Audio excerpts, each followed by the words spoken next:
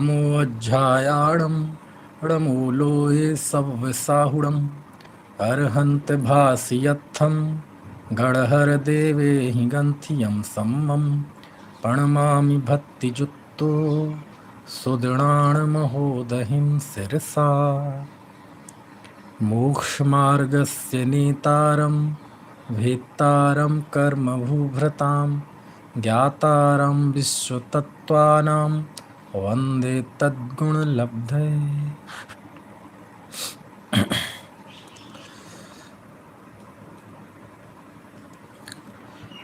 श्रुतावतार के अंतर्गत आचार्य गृद्धपिक्ष उमा स्वामी द्वारा रचित तत्वार सूत्र पर हम बात कर रहे हैं और तत्वार सूत्र के विषय में काफ़ी सारी वार्ता हम कर चुके हैं। तत्वार सूत्र की विषय वस्तु हम समझ रहे हैं कि तत्वार सूत्र के अंतर्गत है क्या। मोटे तौर पे तो कहा जाए तो 7 तत्वार्थों का विवेचन है, 7 तत्वों का विवेचन है। फिर भी 10 अध्यायों की जो विषय वस्तु है उसे हम जानने की कोशिश कर रहे हैं। इसमें 2 अध्यायों की हमने विषय वस्तु कल तक समझ ली थी। पहले अध्याय में प्रमाण नय इसका मुख्य रूप से कथन आया है और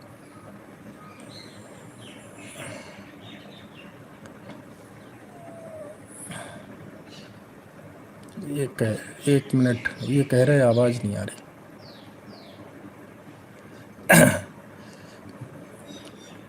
चलिए, तो मुख्य रूप से दूसरे अध्याय से अब जीव का कथन प्रारंभ हुआ था। तो दूसरे अध्याय में आचार्य ने जीव के 5 तत्व बताए, स्वतत्व, औपशमिक, छायिक, छायोपशमिक, औदयिक और पारिणामिक। इसके बाद अब ये तीसरा चौथा अध्याय है, ये थोड़ा अलग टेस्ट का है क्योंकि इसमें अनुयोग बदल गया, शैली बदल गई और कुछ उद्देश्यों में भी फर्क आ जाता है। क्या मतलब वो उद्देश्यों में फर्क आ जाता है? मतलब अरे सामान्य उद्देश्य तो आत्महित ही है, लेकिन आत्महित के दायरे में भी बहुत सारे विषय ऐसे होते हैं, कुछ विषय अनिवार्य होते हैं, कुछ कम अनिवार्य होते हैं, कुछ ऑप्शनल होते हैं, ऐसी बहुत सारी चीज़ें होती हैं। अब ये जो तीसरा अध्याय और चौथा अध्याय है, ये तत्वार सूत्र के बाकी 8 अध्यायों से अलग तरह का है। अलग तरह का इसलिए क्योंकि इसका संबंध है करणानुयोग से। किससे संबंध है इसका? करणानुयोग से। करणानुयोग से यानी हमारी जो 4 अनुयोगों में जिनवाणी निबद्ध है उसमें कर्ण यानी गणित, कर्ण का अर्थ परिणाम भी होता है, तो यहाँ अभी कर्ण यानी गणित। तो गणित में का जहाँ वर्णन हो वो करणानुयोग है। और गणित में मुख्य तौर पे ये जो 3 लोक हैं ना, ऊर्ध्वलोक, मध्यलोक, अधोलोक, इनकी लंबाई, चौड़ाई, इनसे संबंधित जो जो भी चीज़ें होती हैं जिसमें गणना आदि की मुख्यता होती है, ये विषय करणानुयोग का विषय कहलाता है। और करणानुयोग के हमारे बहुत प्राचीन शास्त्र हैं। और जैसा कि मैंने आपको बताया था कि उमा स्वामी आचार्य के सामने जो जो भी जिनवाणी की पद्धतियाँ विकसित हो चुकी थीं, उन सबको उन्होंने तत्वार सूत्र में संक्षेप में स्थान दिया, इसलिए उसकी समाहार शक्ति गागर में सागर भर दिया उन्होंने। अब इसमें उन्होंने जीव का स्वतत्वों का तो विवेचन कर दिया। अब जीव का थोड़ा बाह्य भौगोलिक वर्णन है कि ये जीव रहता कहाँ है। 4 चीज़ें होती ना, द्रव्य, क्षेत्र, काल, भाव। ठीक है, जीव द्रव्य है ना, असंख्यात प्रदेशी उसका क्षेत्र है, अनादि अनंत उसका काल है और ज्ञान आदि उसके भाव है। दूसरी तरफ से देखा जाए तो अभी हमने जो पहले अध्याय में जानने के उपाय के सूत्र पढ़े थे उसमें सब आया था ना, सत, संख्या, क्षेत्र, स्पर्शन, काल, अंतर, भावाल्प, बहुत्वश्च, सब आए थे। तो एक जब हम किसी भी वस्तु के क्षेत्र को समझते हैं तो क्षेत्र में वर्तमान क्षेत्र और त्रिकाल क्षेत्र, ये सारी चर्चाएं आती हैं। तो अब इन 2 अध्यायों में जीव कहाँ कहाँ इस दुनिया में रहता है और वहाँ उसकी क्या स्थिति रहती है, कैसे सुख दुख को भोगता है वह, तो इस स्वरूप को उन्होंने बताया है। समझ में आए ना, है ना? ठीक है, चलिए। तो ये तीसरे और चौथे अध्याय में ये जो अनंत आकाश है, इस अनंत आकाश के बीच में एक 343 घन राजू प्रमाण रचना है, जिसे हम लोक कहते हैं। क्या कहते हैं उसे? उसे हम लोक कहते हैं। और जिसका चित्र आपने देखा होगा जगह जगह पे, वो जैसे कोई एक व्यक्ति नीचे पैर फैला लेता है और ऐसे कमर पे हाथ खड़े हो, कमर पर हाथ रख के दोनों हाथ ऐसा सीधा खड़ा हो, ऐसी परिकल्पना करते हुए उस लोक को बताया जाता है, क्योंकि लोक का आकार कुछ ऐसा ही ऐसा है। ठीक, वो देखा होगा आपने, आजकल तो वो जैनियों का सिंबल बन चुका है कि नहीं?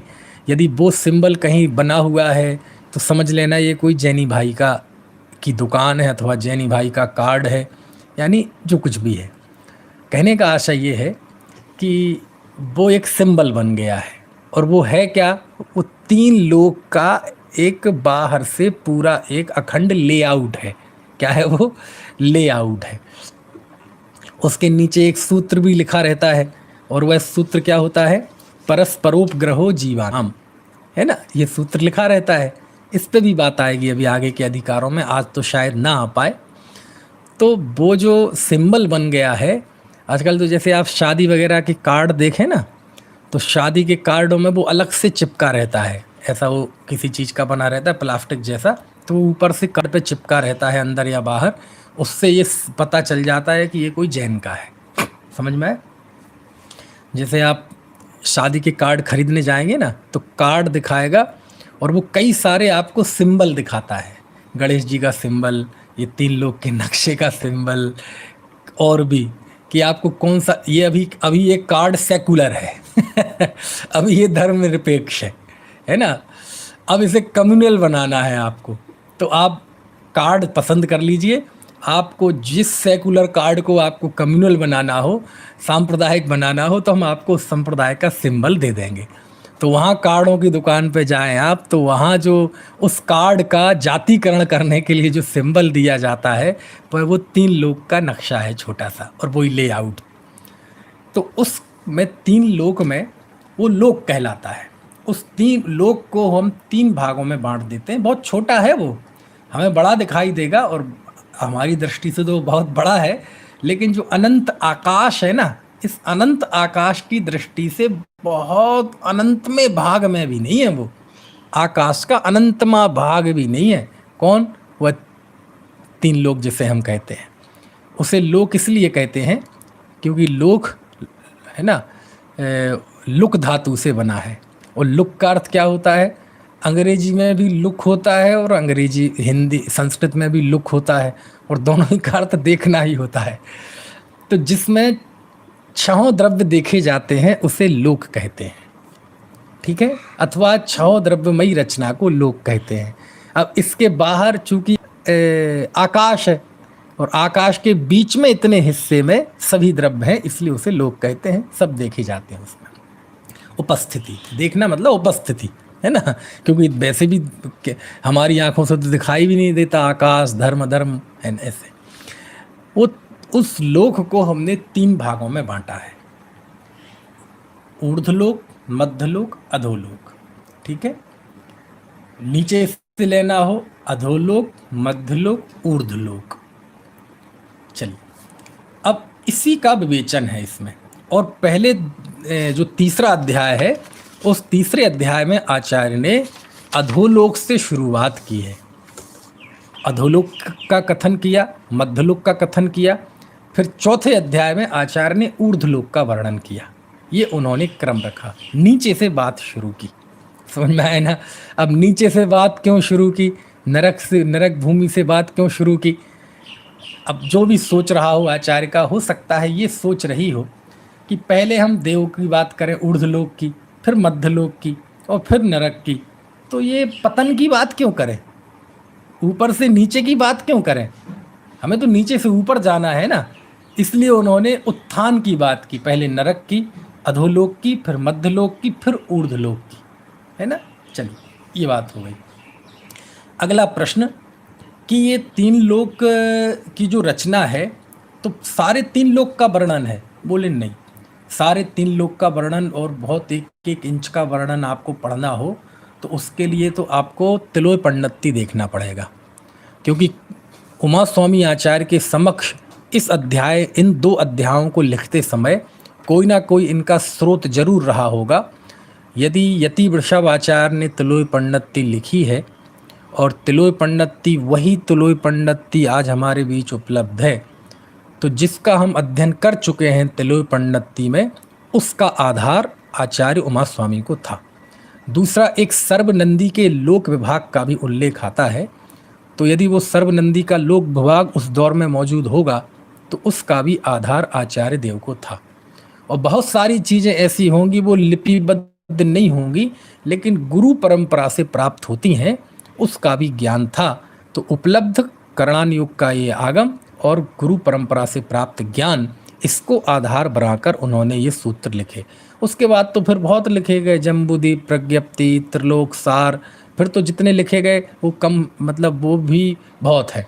लेकिन उमा स्वामी आचार्य के समक्ष यदि हम प्रामाणिक तौर पर देखें तो कौन से ग्रंथ मौजूद थे जहाँ से उन्होंने ये विषय लिया करणान युग का, तो स्पष्ट तौर पे तो बहुत एकदम 100% और एकदम तो नहीं कहा जा सकता, लेकिन यदि अनुमान के आश्रय देखा जाए तो तिलोय पंडिती, लोक विभाग या इससे संबंधित और कोई ग्रंथ रहे होंगे तो उसके आधार से उन्होंने लिखा है। ठीक है, चलिए अब इसमें आचार्य ने सबसे पहले 7 नरक भूमियाँ बताई, जिन्हें हम 7 नरक बोलते हैं। वो 7 नरक नहीं है, वो 7 नरक भूमियाँ हैं। और दरअसल इसमें जो मुख्य वर्णन है वो 3 लोक में भी, 3 लोक के बीच में जो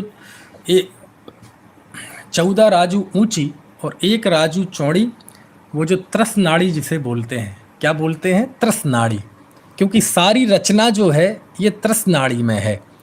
नारकी, मनुष्य, त्रैंच, देव, है ना, ये जितने त्रस जीव हैं, एक इंद्रिय तो सारे लोक में है, लेकिन ये यहीं रहते हैं त्रस नाड़ी। तो त्रस नाड़ी का ही वर्णन है, क्योंकि जीव के परिभ्रमण आदि की चर्चा है, अब एक इंद्रिय की क्या बात करें, तो इसकी इसमें बात है। ठीक है, तो सबसे पहले आचार्य ने अधोलोक से बात शुरू की, और अधोलोक में उन्होंने सबसे पहले 7 नरक भूमियाँ बताईं। रत्न प्रभा, शर्करा प्रभा, बालुका प्रभा, धूम प्रभा, पंक प्रभा, तम प्रभा, महातम प्रभा, ये 7 नरक भूमियाँ बताईं। इसके और नाम चलते हैं, धम्मा, वंशा, मेघा, है ना, अंजना, अरिष्टा, मघवी, माघवी, तो वो भी नाम चलते हैं, है ना, दोनों ही नाम चलते हैं, लेकिन ज़्यादा प्रचलन में ये है। ठीक है, तो वो 7 नरक भूमियाँ हैं, और एक एक नरक भूमि में आचार्य ने ये बताया है कि कितने नरक हैं तो वो भी इस सूत्र में बताया है, वो साहब इससे जानना। वो ऐसी कोई चीज़ें नहीं है कि कोई बहुत ख़ास बातें हों जो कभी सुनी ना हो, पढ़ी ना हो और उनको मैं बताऊं, है ना, तो वो इसमें वर्णन आया है। इसके बाद आचार्य ने इन नारकियों के दुखों का वर्णन किया है, बहुत संक्षिप्त में है। पूरा अधोलोक जो है वो 6 सूत्रों में वर्णन कर दिया आचार्य ने, समझ में आए ना। लेकिन 6 सूत्र में जो उनकी भौगोलिक स्थिति, उनके दुख की स्थिति, ठीक है, और उनकी जीवों की आयु की स्थिति, वो सारी चीज़ें संक्षिप्त में उन्होंने 6 सूत्रों में बता दी। तो तत्वार सूत्र की तो सुंदरता ही ये है, संक्षिप्त शब्दों में बहुत बड़ी बड़ी बातें करना।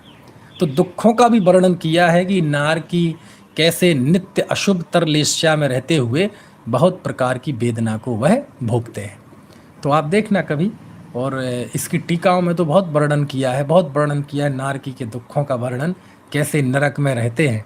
अब आप सोचो, ये 84 लाख नरक हैं। नरक मतलब जिन्हें हम नरक बिल कहते हैं, बिल, जैसे चूहों के बिल होते हैं ना, सांप के बिल, ऐसे इनके नारकियों के बिल होते हैं। और ये बिल, इसमें भी भेद हैं, इंद्रक बिल, है ना, श्रेणीबद्ध और प्रकीर्णक बिल, जो सबसे बीच में होता है वो इंद्रक बिल कहलाता है। इसके वे चारों दिशाओं और चारी दिशाओं में बिल्कुल कतारबद्ध होते हैं, वो श्रेणीबद्ध कहलाते हैं। और यहाँ वहाँ बिखरे पड़े होते हैं, वह प्रकीर्णक बिल कहलाते हैं। और एक एक नरक के बिल इतने बड़े बड़े भी होते हैं कि अपने जम्बूदेव से भी बड़े। समझ में आए ना, ऐसे ऐसे बिल भी होते हैं। चलिए, तो वह बिल तो केवल उपमा के लिए है एक शब्द, वो बिल नहीं है, क्योंकि बिल तो ये होते हैं, बिल तो वो कहलाते हैं जो पृथ्वी पे बना लेते हैं और उन्हें जानवर खुद बनाते हैं। कभी इंसान बनाता है बिल, जानवर बनाते हैं। सांप है तो वो अपना बिल बनाएगा, चूहा है तो वो खुद अपना बिल बनाएगा, कीड़े मकोड़े अपना बिल बनाएंगे, है ना। तो केवल वो एक मोटी मोटी उपमा है। तो वो नरक हैं, 84 लाख नरक हैं, एक एक भूमि का सबका गणित इसमें लिखा हुआ है। और वो नरक बिल ऐसे होते हैं नारकियों के, जैसे सुराही होती ना, सुराही ऊपर होती है छोटा मुंह उसका, और अंदर जाके वो उसका मटके जैसा पेट बड़ा हो जाता है। ठीक है ना, मटका ही है वो एक तरह की, लेकिन मटके का मुंह थोड़ा सा चौड़ा होता है, सुराही का बिल्कुल छोटा होता है, तो उसे सुराही बोलते हैं। तो ऐसे आकार के ये होते हैं बिल, है ना। और कई आकार के होते हैं, लेकिन ऊपर इनका मुंह रहता है और नीचे चौड़े होते जाते हैं। और ऊपर जो है ना इनके मुहावने पे ऊपर वहाँ बनी रहती हैं उत्पाद शैयाएँ, और वो उत्पाद शैया पे उनका जन्म होता है नारकियों का। और उत्पन्न होते ही वो ऊपर से नीचे गिरते हैं, नीचे गिरते हैं, और नीचे गिरते ही उस जमीन को जब छूते हैं, नरक की भूमि को, तो इतना कष्ट होता है, तहाँ भूमि पर सत दुख इसो, बिच्छू सहस डसे नहीं तिसो, है ना। हजारों बिच्छू, आपको पता सबसे ज़्यादा दुख किसके काटने पे होता है? सांप के काटने पे नहीं, सांप का काटना तो मृत्यु का कारण बनता है, इसलिए उसका ज़्यादा डेंजरस माना जाता है वो। लेकिन जो बिच्छू का काटा उसमें बहुत तकलीफ होती है, बहुत कष्ट होता है, तड़फता है आदमी जिसको बिच्छू काट ले, है ना। आप में से किसी को काटा है बिच्छू ने? है, आप में से किसी को बिच्छू ने काटा है? नहीं काटा? चलो अच्छा है, मुझे भी नहीं काटा, बहुत विचार मिलते हैं आपके हमारे। तो बिच्छू काट लेता है ना तो एकदम बहुत तड़फन होती है। तो कहते हैं ऐसे हजारों बिच्छू काट लें एक साथ तो भी कष्ट ना हो, इतना कष्ट वहाँ की भूमि को स्पर्श करने पर होता है। और ऐसे गिरते हैं, छूते ही इतना कष्ट होता है, जैसे आप गर्मी में जा रहे हों और एकदम गर्म पत्थर पे पैर पड़ जाए, तीर्थ वंदना के लिए जा रहे हो, नहीं तो वैसे तो आप जूते चप्पल पहने रहते हैं, कहीं मंदिर तीर्थ में वंदना कर रहे हो, तो पैर रख के एकदम ओ माँ बहुत गर्म है, किसी कांटे पे पैर पड़ जाए ओ माँ, होता है ऐसा कि नहीं? कंकड़ पे पैर पड़ जाए, नंगे पैर हैं एकदम हम पीछे, तो जरा से कष्ट में एकदम उछल जाते हैं ना। ऐसे ही वो आते और मालूम कैसे गिरते हैं, ये सब लिखा है शास्त्रों में, इन्हीं सूत्रों की व्याख्याओं में। मेरे इस पे व्याख्यान है कई सारे, यूट्यूब पे मौजूद हैं। तो उसमें वो ऊपर से गिरता है तो सिर के बल गिरता है, जैसे पत्थर ऊपर से गिरा है ना, तो वहाँ पैदा हुआ, और पैदा होते ही दुखों का अंबार शुरू, और वह सिर के बल नीचे गिरता है, और सिर के बल नीचे गिरता है और वो जमीन छूता है ना, तो इतना कष्ट होता है उसे कि वह जैसे करंट लगता है ना, करंट, आप बिजली के स्विच में कुछ कर रहे हैं और करंट लग जाए, ऐसा करंट लगता है उसे भयंकर। और वह इतना ऊपर उछलता है कि कई कई किलोमीटर, मैं अपने व्याख्यानों में तो माप भी बताया है कि कितने किलोमीटर, कई कई किलोमीटर ऊपर उछल जाता है। अब वो मुझे उतना याद नहीं कितना किलोमीटर, यानी जमीन छुई, और इतना हम करंट लगता है तो कितना होगा, हो बस इतना ही तो होगा, 1-2 फुट ही पीछे जाएंगे, लेकिन ऐसा उछलता है कि कई किलोमीटर उछल जाता है, गेंद की तरह उछलता है, वो चाइना की रबड़ की गेंद आती ना वैसा उछलता है। इतना कष्ट होता है वहाँ की ज़मीन की उछल, और इतना कष्ट, इतना सब वर्णन है इसमें कि कैसे एक दूसरे को कष्ट देते हैं, दुखी करते हैं। और कहते हैं नरकों में कौन सी आवाज़ें आती हैं? बस 2 ही आवाज़ें आती हैं, 2 कह लो या 3 कह लो। एक तो आवाज़ आती है क्योंकि वो आपस में लड़ते बहुत हैं, कृष्ण लेस्या के परिणाम, आपस में लड़ नार की एक दूसरे, आपने कुत्तों को लड़ते देखा है ना, कुत्ते तो कभी कभार फिर भी ऐसा होता है कि ना लड़ें, आराम से शांति से बैठे हों, और लड़ने के बाद कुछ देर के बाद वो अलग अलग हो जाएं। लेकिन ये इतने जीवन भर लड़ते रहते हैं एक दूसरे से, नार की, एक दूसरे को देख के मैं तेरी आंखें निकाल लूँगा, मैं तेरी कान काट दूंगा, और काट देते हैं उसे, काट के उसे घानी में पेल देंगे, उसके पीस कर देंगे। समझ में आया? है, उसे तलवारों से छेद देंगे, उसकी आंखें निकाल देंगे, आंखों से ऐसे ऐसे वो आपस में लड़ते हैं। तो वहाँ यही आवाज़ें आती हैं। एक तो कौन सी आवाज़ी, आर्त की, मरा मरा, मर गया रे, जैसे हॉस्पिटल्स में आती ना दुखी प्राणियों की। और दूसरी आवाज़, बचाओ, कोई बचाओ, दुख की आवाज़, और ऐसा आर्तनाद। और दूसरी आवाज़, मारो मारो मारो मारो, बस ये आवाज़ आती है और कुछ नहीं है। दुख की आवाज़ें, हमला करने की बातें, दुख को कष्ट मतलब सहने की चीज़ें, बस यही चीज़ें, यही आवाज़ें वहाँ नरक में आती हैं। और आपको पता है, शास्त्रों में लिखा है ऐसा कि वो लोग बहुत रोते हैं, दुखी होते रहते हैं, भूख प्यास सर्दी गर्मी कष्ट सहते रहते हैं और दुखी होते हैं, बहुत रोते हैं, बहुत रोते हैं। किस बात को लेकर? जैसे आज भी आप जेलों में जाएंगे ना, तो जेलों में जो लोग बंद हैं वो कोई पेशेवर अपराधी ही हों सारे, ऐसा नहीं है। कुछ पेशेवर अपराधी होते हैं जिनका अपराध करना पेशा होता है। और ज़्यादातर लोग वो लोग होते हैं कि वो कोई अपराधी नहीं थे, वो कोई कातिल प्रकृति वाले नहीं थे, लेकिन ऐसी कोई स्थिति बन गई, कदाचित कोई परिस्थिति बस लालच आ गया, या परिस्थिति बस ऐसा गुस्सा आ गया कि किसी को सिर फोड़ दिया और पता चले वो मर गया, चाहते नहीं थे कि मर जाए, पता नहीं था कि ऐसा भी गुस्सा आ जाएगा, और फिर वो उसकी कारण से जेल में बंद है, परिवार मिट गया, व्यापार मिट गया, खुद का जीवन भी बर्बाद, तो वो रोते हैं, अरे यार काहे को ऐसा होता ना, 5 रुपए के लिए गोली मार दी, बताओ, 5 रुपए के रिक्शा वाले, 5 रुपए से कुछ बात हो गई तो गोली मार दी, गोली जेल में, तो वो तो रोता है, रोएगा कि नहीं, अरे यार 5 रुपए, यार क्या होता है 5 रुपए, जरा सी गलती हो गई, अब मैं ये जेल में पड़ा हुआ हूँ।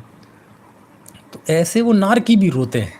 कैसे रोते हैं, अरे मैंने कौन से काम किए, अब नहीं करूँगा भैया ऐसे काम, इतने कष्ट मैंने, ऐसा पता होता कि इस पाप का फल ये है तो मैं कभी ऐसे पाप नहीं करता।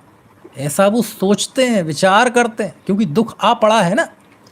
लेकिन बस विडंबना ये है कि तभी तक वो भाव रहता है, वहाँ से निकलकर फिर दूसरी गति में जाता है तो फिर पाप करने लगता है, क्योंकि नरकों के कष्ट भूल गया, अपना इतिहास भूल गया।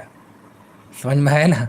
ऐसे वर्णन किया है नारकी का। ठीक है, चलिए इसके बाद आचार्य इसमें अधोलोक के बाद फिर ऊर्ध्वलोक का मध्यलोक का वर्णन करते हैं। और मध्यलोक में आचार्य ने ये बताया कि इस मध्यलोक में असंख्यात द्वीप समुद्रों के बीच में सबसे बीच में जम्बूद्वीप है। इसको मध्यलोक को त्रयकलोक भी कहते हैं। त्रयकलोक क्यों कहते हैं? क्योंकि अधोलोक में नरकों की रचना तो एक के नीचे एक है, ऐसे 7 नरक भूमियाँ। ठीक है, जैसे आप ईंट जमा देना एक के नीचे, मतलब ईंट जमा देना 7 ईंटें, तो वो होती ना खंड खंड ऐसे एक के नीचे, तो नरक भूमियों की संरचना तो ऐसे है। ऊर्ध्वलोक में भी जो स्वर्गों की रचना है वो एक के ऊपर एक है, सौधर्मी शान, है ना, ऐसे कर करके। लेकिन मध्यलोक में जो रचना है द्वीप समुद्रों की, वो रचना ऐसे एक के ऊपर एक या ऊपर से नीचे ऐसे नहीं, ऊपर नीचे, ये है बाजू में, फैलाव में, तिरछा। इसलिए इस मध्यलोक को कहते हैं त्रयकलोक। क्या बोलते हैं इसे? त्रयकलोक। यहाँ द्वीप समुद्रों की संरचना ऐसी नहीं है कि नीचे द्वीप ऊपर समुद्र, नीचे द्वीप ऊपर समुद्र, ऐसा नहीं है। द्वीप, फिर उसके चारों ओर समुद्र, फिर चारों ओर फिर द्वीप, चारों ओर फिर समुद्र, चारों ओर फिर द्वीप, चारों ओर फिर समुद्र, ऐसे एक को दूसरे घेरे घेरे हुए हैं। ठीक है, इसके सबसे बीच में है जम्बूद्वीप। कौन सा है? इसके सबसे बीच में जम्बूद्वीप है। और ये जम्बूद्वीप कितना है, अब वो सब इसमें सब आया है, उसमें 1 लाख योजन का है, एक सिरे से दूसरे सिरे, ऐसा। और ये सब द्वीप समुद्र एक दूसरे को घेरे हुए हैं। ठीक है, और ऐसे करके यहाँ लिखा असंख्यात द्वीप समुद्र हैं। कितने हैं? असंख्यात द्वीप समुद्र हैं। और अंतिम समुद्र जो त्रयकलोक में सबसे बीच में है जम्बूद्वीप, फिर लवण समुद्र, फिर कालोदधी द्वीप, फिर पुष्करवर कालोदधी समुद्र, फिर पुष्करवर द्वीप, फिर पुष्करवर समुद्र, ऐसे ऐसे करके आरुणीवर, इक्षुवर, क्षीरवर, ऐसे हैं बहुत सारे। और एक करके चल, पहला जम्बूद्वीप, दूसरा धातकी खंड, तीसरा पुष्करवर द्वीप, ऐसे करते जाओ तो 13वां द्वीप है नंदीश्वर। नहीं, कौन सा? 16वां द्वीप नंदीश्वर। नहीं नहीं, 16वां नहीं को, 8वां है। 8वां दीप नंदीश्वरम भास्वरम भवन बावन प्रतिमा नमो सुखकरम। तो फिर नंदीश्वर द्वीप में चैत्यालयों की रचना है ना। चलिए, अब इस जम्बू द्वीप में आचार्य ने फिर इसकी संरचना बताई कि इस जम्बू द्वीप के बीच में 6 पर्वत हैं, कुलाचल पर्वत जिन्हें कहते हैं, वर्षधर भी कहते हैं उन्हें, और उनके नाम बराबर उन्होंने दिए हैं। ठीक है, हिम्बन, महाहिम्बन, निषद, नील, रुक्मी, शिखरी, ये 6 पर्वत ऐसे हैं, और 6 पर्वतों की वजह से इस पूरे जम्बू द्वीप के 7 खंड हो जाते हैं, जिन्हें 7 क्षेत्र कहते हैं। ठीक है, भरत, हेमवत, हरि, विदेह, रम्यक, हैरण्डवत, ऐरावत। ठीक है, चलिए, तो ये 7 वर्ष, जो 7 क्षेत्र है ना, वहाँ उनको यहाँ कहा गया है 7 वर्ष। और वो जो पर्वत है ना, जिन्होंने इन जम्बूद्वीप को 7 खंडों में बांट दिया, वो कहलाते हैं वर्षधर पर्वत, क्योंकि उन्हीं के कारण से ये 7 क्षेत्र हो गए ना, विभाजन। तो इन क्षेत्रों को कहते हैं वर्ष, और उन पर्वतों को कहते हैं वर्षधर। उन्हीं का दूसरा नाम है कुलाचल। ठीक है, तो ये 6 कुलाचलों के नाम लिखे आचार्य ने, और 7 वर्षों के नाम लिखे, मतलब क्षेत्रों के नाम लिखे। आपको पता है ये भारत देश का नाम भारत कैसे पड़ा? जब संविधान लिखा जा रहा था, शुरू हुआ, तो सबसे पहले यही मुद्दा आया कि इस देश का नाम क्या होना चाहिए। इंडिया तो अंग्रेजों का दिया हुआ नाम है, हिंदुस्तान ये भी विदेशी लोग आए, उन्होंने इसे हिंदुस्तान कहने लगे। इसका प्राचीन नाम क्या है? बोले भारत। तो बोले भारत है, लेकिन उल्लेख तो हो कहीं, कोई प्राचीन ग्रंथ में या कोई शिलालेख में, ऐसा कोई उल्लेख तो आना चाहिए ना, उतना बहुत प्राचीन। ठीक है, तो तब जाके एक राजस्थान के विद्वान थे गौरी शंकर ओझा, उन्होंने जब उन्हें बताया, नेहरू जी कहो या उस समिति को कहो, कि देश का सबसे प्राचीन नाम उल्लेख कहीं मिलता है तो जैन सम्राट हुए हैं, सम्राट खारवेल, चक्रवर्ती सम्राट। चक्रवर्ती मतलब 6 खंडों का विजेता नहीं, सामान्य अर्थ में बहुत प्रतापी राजा। उस सम्राट खारवेल ने ईसा से लगभग 250 साल पहले, कलिंग का राजा था वो, कलिंग मतलब आज की भाषा में कहें तो उड़ीसा, और वहाँ खंडगिरी की गुफाएं हैं ना, पुरी से 8 किलोमीटर पास में ही है वहीं। तो वहाँ पर एक शिलालेख लिखा है, उतना पुराना शिलालेख, बहुत, एक दिन और उल्लेख किया था शायद मैंने इसका श्रुतावतार में ही। तो उस शिलालेख में एक प्राकृत भाषा में, ब्राह्मी लिपि में बहुत बड़ा शिलालेख है, उसमें इस देश का नाम आया है भारतवर्ष। क्या नाम आया है? भारतवर्ष। जिसे संस्कृत रूपांतरण कर दें तो होगा भारतवर्ष। समझ में आया ना? तो फिर वहां से वो पता चला, तो फिर इस देश का नाम भारत रखा गया।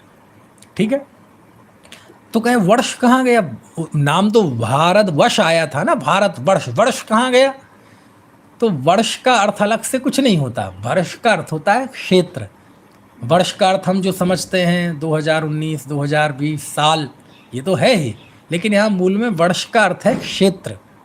तो ये भारत क्षेत्र है, उसी को कहते हैं भारतवर्ष। समझ में आया ना? तो इस तरह से ये 7 को आचार्य ने यहाँ वर्ष कहा, और उन पर्वतों को वर्षधर कहा। ठीक है ना? इस तरह से ये बात आचार्य ने बताई। फिर और भी बताया कि इन 7 का कलर क्या है, ये बताया 12वें सूत्र में। और इसके बाद इनके ऊपर, एक एक पर्वत के ऊपर सरोवर हैं, सरोवर में से नदियाँ निकलती हैं, और नदियाँ निकलती हैं और फिर वो लवण समुद्र में जाके गिर जाती हैं। ऐसी आचार्य ने नदियों की बात की। वो सारी, उन सरोवरों के बीच में कमल है, कमल के बीच में देवी है, उन देवियों के नाम भी बताए हैं, है ना। और वो 14 नदियाँ निकली हैं, है ना, 6 ग्रहों से 14 नदियाँ निकली हैं, वो 14 नदियों के नाम यहाँ आए हैं। इसके बाद ये भी बताया कि ये, अब चूंकि ये गोलाकार है जम्बूद्वीप, और सबसे उत्तर का विस्तार दक्षिण की जैसा है ना, तो वो भी उन्होंने यहाँ बताया। फिर उसके बाद ये भी बताया, थोड़ा विदेह क्षेत्र का वर्णन किया, भरत क्षेत्र का वर्णन किया, है ना, वो सारा वर्णन और मुख्य बात इसमें एक और आ जाती है महत्वपूर्ण, कि वर्णन करने के बाद इन्होंने मनुष्यों की मुख्यता से है ये वर्णन, तो फिर मनुष्यों के दो भेद किए, एक आर्य मनुष्य और दूसरे मिलेक्ष। दो प्रकार के मनुष्य, आर्य और मिलेक्ष, है ना। तो चूंकि ये पूरे जम्बूद्वीप में हम जिस क्षेत्र में हैं वो कहलाता है भरत क्षेत्र, ठीक है ना। और भरत क्षेत्र के 6 खंड हैं और ऐसे हूबहू ऐरावत के 6 खंड हैं, ठीक है ना। और विदेह क्षेत्र में तो हमेशा कर्म भूमि रहती है। तो मनुष्य जो होते हैं 2 प्रकार के होते हैं, आर्य मनुष्य और मिलेक्ष। मिलेक्ष खंडों में जिनका अनार्य रूप आचरण होता है, धर्म रूप आचरण नहीं करते, वो अनार्य कहलाते हैं, ये मिलेक्ष कहलाते हैं। और जो धर्म का आचरण करते हैं वो आर्य कहलाते हैं, ठीक है। इस तरह से इन्होंने ये बात की और कहा कि फिर भोग भूमि और कर्म भूमि, अब ये सब चीज़ें ऐसी हैं कि तत्वार सूत्र जब विशेष पढ़ाएं तो ही मज़ा आता है, नहीं तो कोई मज़ा नहीं आएगा इसमें। तो YouTube पे हैं, आप वहाँ सुन सकते हैं। तो मैंने पूरा 3 लोक का ये सारा बहुत विस्तार से समझाया है और बहुत आनंद ले लेके बाकायदा प्रोजेक्टर पे और बोर्ड वगैरह पे, कि कैसे 7 बनती है, इनकी ऊंचाई, लंबाई, चौड़ाई। अब ये करणान योग के विषय हैं।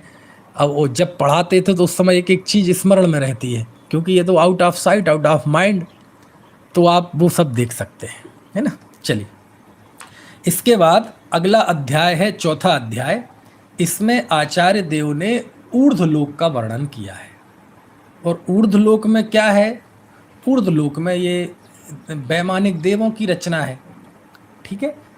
अच्छा, ऊर्ध्वलोक में वैमानिक देव रहते हैं, तो बाकी देव कहाँ रहते हैं? बाकी देव कहाँ रहते हैं भाई? 4 प्रकार के देव है ना, भवनवासी, व्यंतर, ज्योतिषी और वैमानिक। तो वैमानिक तो ऊपर रहते हैं ऊर्ध्वलोक में, बाकी 3 कहाँ रहते हैं?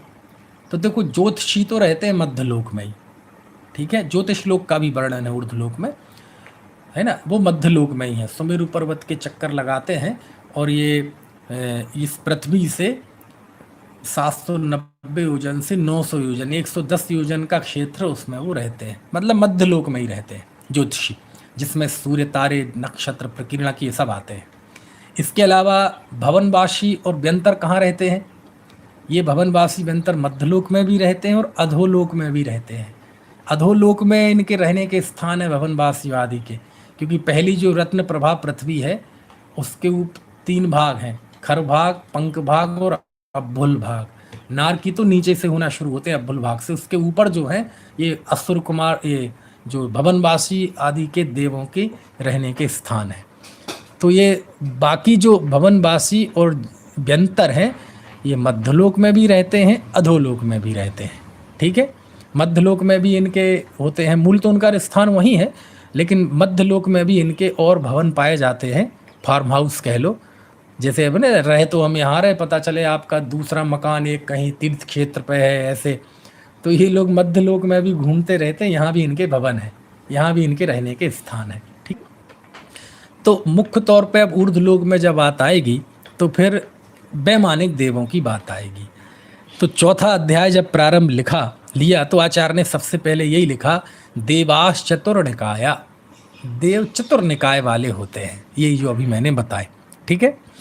इसके बाद बहुत मतलब मार्मिक क्या कहें, बड़ी जानकारी के हिसाब से और थोड़ा चौंका देने वाली चर्चा, कि यहाँ देवों की 10 कैटेगरी बताई। कितनी कैटेगरी बताई?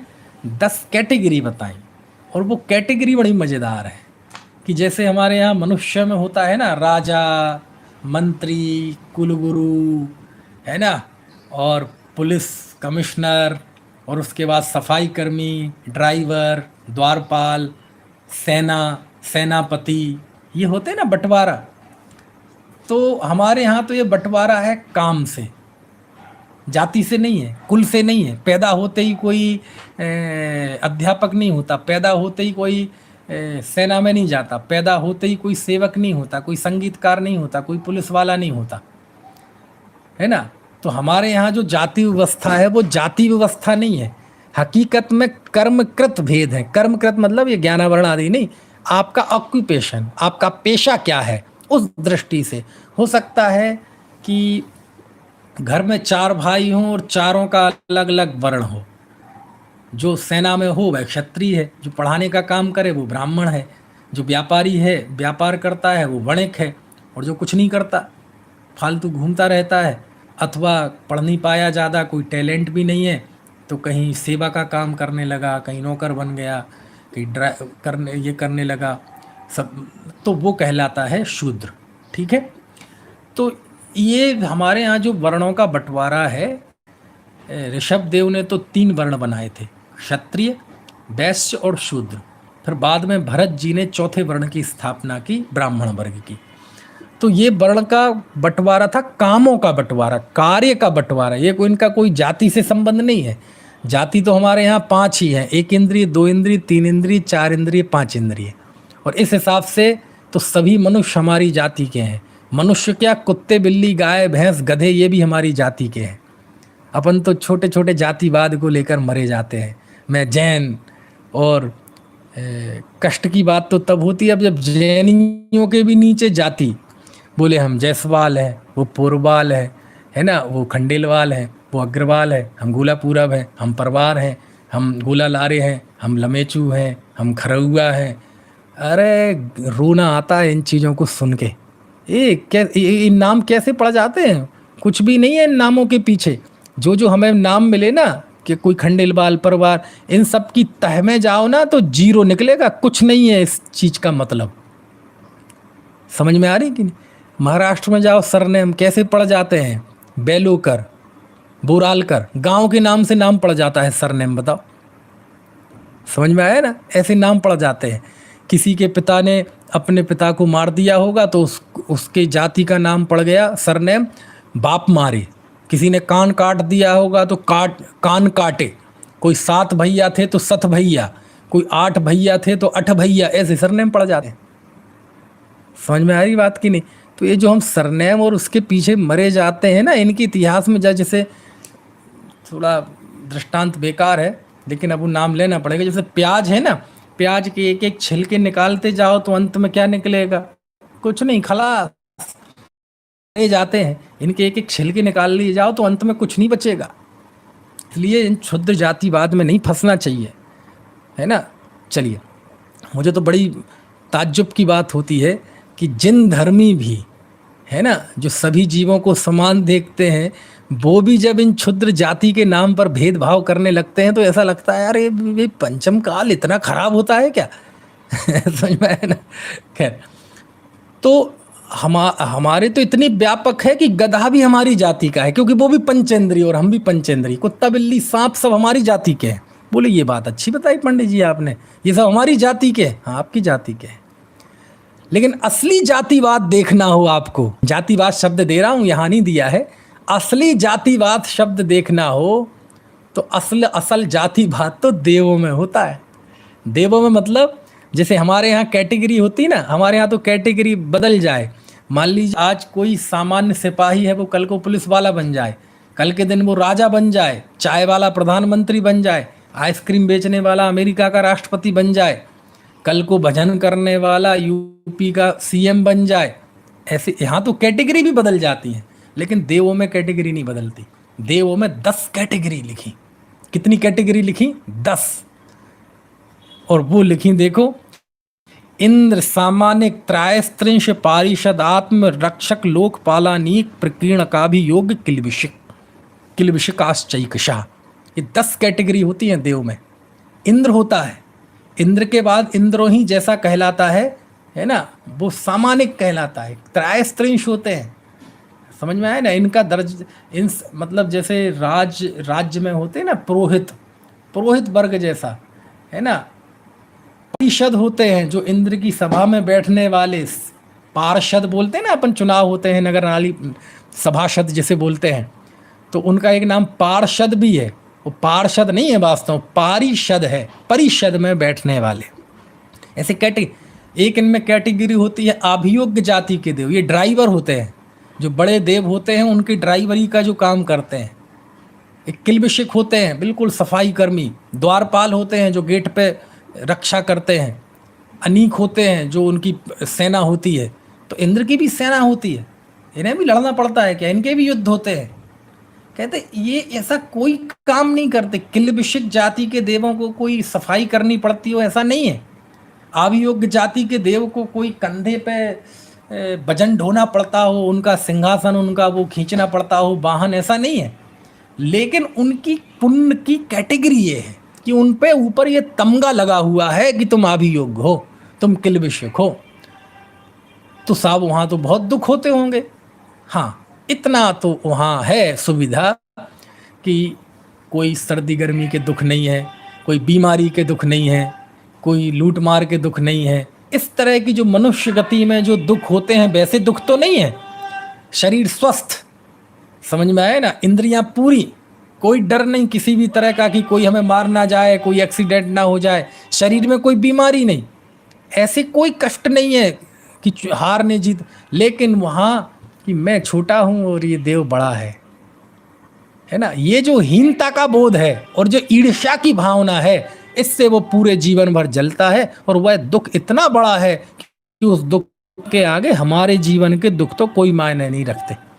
लेकिन हमारे यहाँ तो कैटेगरी बदल भी जाए, आपका चपरासी कल का साहब बन जाए, लेकिन वहाँ कैटेगरी नहीं बदलती। आप जीवन के पहले समय में यदि भी किल्बिशिक जाति के देव थे ना, हीन देव, तो जीवन पर्यंत वो ही देव रहेंगे। यदि आप आभियोग्य जाति के देव थे तो आभियोग्य ही रहेंगे, आपकी कैटेगरी नहीं बदलती। और आभियोग्य जाति के देव कौन होते हैं? ये जो विमानों को खींचने के लिए, एक ये चंद्र का विमान है ना, या सूर्य का विमान, इसको, ये तो इंद्र है, चंद्र और सूर्य तो इंद्र है ना, चंद्रमा इंद्र है और सूर्य प्रतिइंद्र है। तो इनके विमानों को खींचने के लिए 16,000 उन्हीं ज्योतिष देवों में आभियोग्य जाति के कैटेगरी के देव लगे रहते हैं। मान लीजिए ये चंद्रमा का विमान है, ठीक है, तो इसमें 4,000 पूर्व में, 4,000 पश्चिम में, 4,000 उत्तर में, 4,000 दक्षिण में आभियोग्य जाति के देव। सोचो, हैं दोनों एक ही गति के जीव, देव गति के जीव, और उसमें भी दोनों ही ज्योतिषी हैं। लेकिन ज्योतिषी में एक इंद्र है तो उसका अपना ऐश्वर्य है, और ये 16,000 उसके विमान को खींचने में लगे हुए हैं। तो खींचते होंगे तो साहब कंधे दुख जाते होंगे, गियर एयर सब खराब हो जाते होंगे, तो कहाँ से ऐसा कोई खींचना, मतलब कोई ऐसे जानवरों की तरह खींचना नहीं। उनकी कैटेगरी है ये कि तुम ड्राइवर हो, और पूरे जीवन भर वो यहीं निकल जाता है, उनका मूल शरीर यहीं रहता है। और देव के रूप में भी नहीं होते हुए देव हैं, लेकिन उनकी हालत ये है कि पशुओं जैसी विक्रिया लिए, 4,000 हाथी की विक्रिया लिए, 4,000 घोड़े की, 4,000 बैल की, 4,000 घोड़े की, ऐसे इन माने हैं देव। लेकिन वो देखोगे तो कैसा रूप बनाए रखे रहते हैं, भैंस, घोड़े का, हाथी का, बैल का, शेर का। उनको देख के कहेगा कोई ये देव है, लेकिन ये ड्यूटी है। तो वो शेर बन के मांस खाते होंगे? नहीं, रहते तो देव ही हैं। लेकिन जैसे वो ऐरावत बन जाता है ना, वो आभियोग्य जाति का देव होता है, इंद्र कहता है चल भाई ऐरावत बन जा, तो वो देव को वो बनना पड़ता है ऐरावत हाथी। तो ऐसे वो लगे रहते हैं एक एक में। अब आप सोचो, हमें लगता है देवगति के नाम पे हमें बड़े मुंह में पानी आ जाता है, इतने कष्ट हैं। पूरे जीवन भर उसकी वही कैटेगरी रहेगा, साले क्या कहते हैं, वो ड्राइवर ही रहेगा वो। बताओ आप कैसे दुख है उसमें। तो ऐसी देव में भी कैटेगरी होती है, ये मैं आपको बताना चाहता हूँ। और असल जातिवाद तो वही होता है, क्योंकि जो जन्म से आभियोग्य है तो आभियोग्य ही रहेगा, उसकी वो नहीं बदलेगी। जाति शब्द यहाँ नहीं है, आपको समझाने के लिए कह रहा हूँ मैं। जाति में वही रहेगा, बदलेगा नहीं। इंद्र है तो इंद्र ही रहेगा, सामानिक है तो वही रहेगा, लोकपाल है तो वही रहेगा, ऐसे सब रहेंगे। और किल्बिशिक जाति के देव तो ऐसे होते हैं, बिल्कुल ऐसी जगह पे इनके रहने के वो घर होते हैं कि ये तो इंद्र की सभा में घुस नहीं सकते अंदर। इसलिए देवगति के नाम पे ज़्यादा मन में वो करेंगे, मैं बन गए किल्बिशिक जाति के देव, तो यहाँ तो कम से कम बढ़िया है, जैन है, सर उठा के जी रहे हैं। वहाँ जाके बिल्कुल ऐसी स्थिति हो जाएगी अछूतों जैसी, अछूत नहीं, लेकिन क्या करें, वहाँ की स्थिति यदि यहाँ से तुलना करके ना समझाएं तो समझ में ही नहीं आए। अछूत जैसी स्थिति हो जाएगी, किल्बिशिक बन गए तो झांक नहीं सकते इंद्र की सभा में आप, बैठना तो ठीक। इसलिए ये आचार्य ने यहाँ बताया कि ये ऐसी स्थिति होती है जीव की, है ना। तो यहाँ देवों की 10 कैटेगरी आचार्य ने बताई, ठीक है। उसके बाद आचार्य ने ये भी बताया कि इनमें कैसे प्रविचार होता है। प्रविचार मतलब मैथुन सेवन कैसे होता है। तो 3 प्रकार के जो देव हैं, भवनवासी, ज्योतिषी और व्यंतर, और उसके ऊपर वैमानिकों में सौधर्म और ईशान। यहाँ तक तो प्रविचार होता है जैसे मनुष्य करते हैं। बाकी ऊपर में सब तरह अलग अलग तरह से होता है। किसी के छूने मात्र से मैथुन हो जाता है, किसी को देखने मात्र से मैथुन होता है, और ऊपर जाओ तो शब्द सुन के, किसी की आहट सुन ली, इतने में उसका व्यभिच वो हो जाता है मैथुन। और एक आता है मन में सोच लिया, मान लीजिए देव है तो उसने देवी के विषय में सोच लिया बस मन में, बस उसका संभोग हो गया। तो ऐसे ऐसे सब कैटेगरी यहाँ लिखी है, ठीक है। समय हो गया है और बात इसकी कल करेंगे।